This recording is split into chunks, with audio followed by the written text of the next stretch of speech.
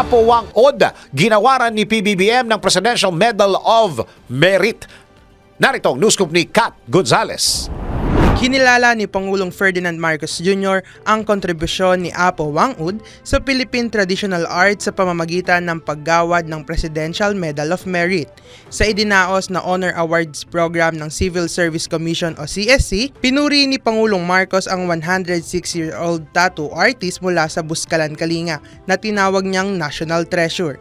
Aniya, kinilala sa buong mundo ang gawa ni Apo Wang Od na nagpakita sa mayaman na kultura ng Pilipinas. Isa sa mga pinakamataas na parangal na ibinibigay ng Pangulo ng Bansa ang Presidential Medal of Merit na kumikilala sa mga individual na nagbibigay ng mahalagang kontribusyon sa sining, literatura, agham at entertainment.